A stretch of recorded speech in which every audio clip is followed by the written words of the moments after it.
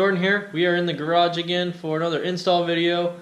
Today is going to be a pretty cool one. I'm doing something that I originally wasn't sure that I was going to do, but I decided to go ahead and do it, and that is heated grips.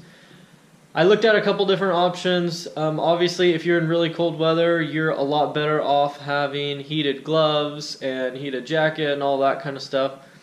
But for the most part, when I ride, it's usually not below 40 degrees, and if it is, it's usually a pretty rare occasion. And I thought about, like, every time my hands felt a little cold, I would putting on heated gloves and like having to plug them all in and do all that was kind of a pain in the butt. And when I bought my V Strom, I figured I'm gonna have it for a long time, so I might as well set it up right. So what I ended up getting is Oxford Touring heated grips. Got the whole kit. The kit comes with the controller and the grips and all the wiring and harness and everything you need. And I decided to get Oxford because if you look online, it's pretty obvious that they're a really good brand, and they've been making them for a really long time, and they're a really good product. I went with the touring ones because they are the exact size for the V Strom's replacement, to replace the stock grips on the V Strom. And if you get the adventure ones, you have to trim them, so that's why I went with the touring ones. So yeah, let's get started. Get right into the install. First thing we're going to do is hook them up to the battery and make sure they work, and then we're going to start the wiring, then we'll get the grips on and go from there. Alright, enjoy it.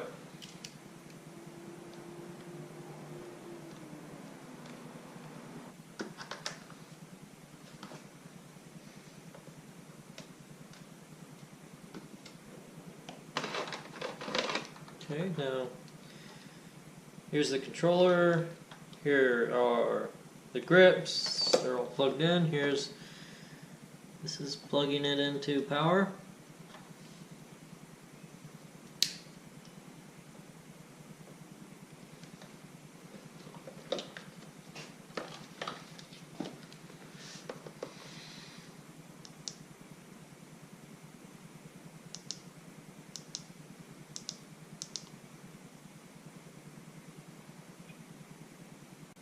Alright, so you can see I turn them up to 100%, that's as high as they go, and they've been plugged in for about 30 seconds, and I can feel, see, this is the left side,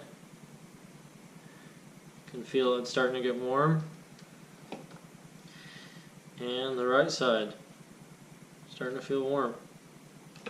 Sweet, so they work really good.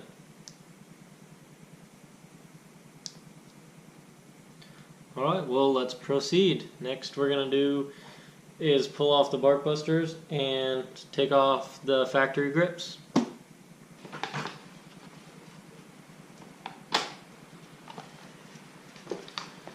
First one.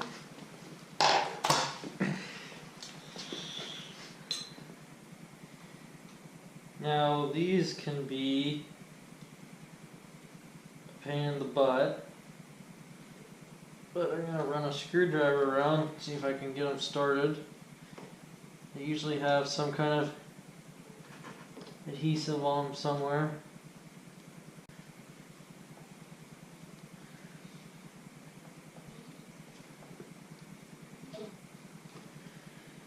Piece of cake. Okay, all this stuff we have to clean off. So I did the left side. It was actually pretty easy.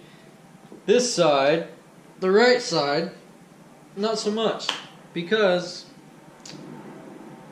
you have what's called the throttle tube on this side of the handlebar, and it's proving to be a lot more difficult to just slide the grip off like I did on the other side. You can also just cut these, which is basically what I'm going to have to do because I've already ripped them through because I've been pulling on them so hard. Yeah, like that. So you're never going to be able to use these grips anyways, so pretty much one-time use. Okay, so here's the grips. I'm going to try to put them on. There is a right and a left. It's pretty obvious. The one with a bit larger inside diameter goes on your throttle. The smaller one will go on the left side. And you need to orientate this so when you go to wide open throttle, it doesn't hit your brake lever.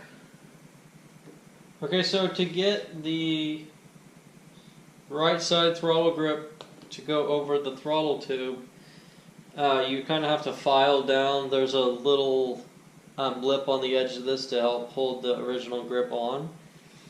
And because this now has a heating element in it, it's hard plastic, it won't stretch, so it's not going to go over that. So you have to get a file and file that off. But in the real world, who has time for a file?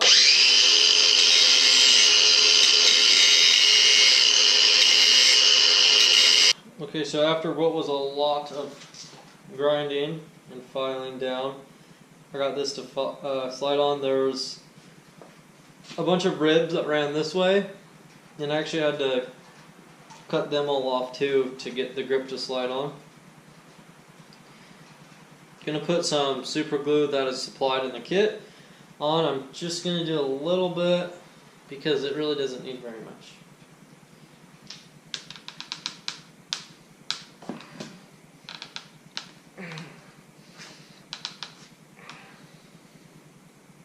So we got the right side on. We're going to put a little glue. Doesn't take very much, it just needs to have something so it won't spin on you. And then we're going to slide this one on.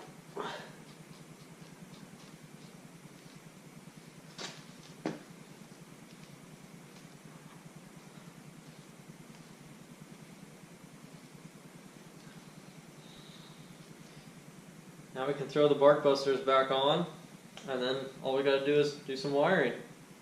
Okay, so I took this, the fuel tank cover off of the right side because I was trying to find a good way to run the power wires, and I was thinking I could get up in here under the fuel tank, but it actually ended up being a lot tighter than I thought it was going to be. So I ended up going up the left side. You can see the wire goes right here. I haven't zip tied or secured anything yet, so you guys can see where it goes. And then there's actually, under there's a big wire loom that goes to a bunch of stuff, and this hangs out right here, and it's going to get zip tied right along everything else, and then it comes up here, goes over the top of the radiator, and comes up right over here, which you probably can't see that very good. Hang on a second, I'll go get a light. So right there is where the wire comes out over the top of the radiator, and the wires from the hand grips are going to drop down here. Just have to make sure they're away from the forks and anything that's going to move. And as you can see, everything's plugged in and they're working.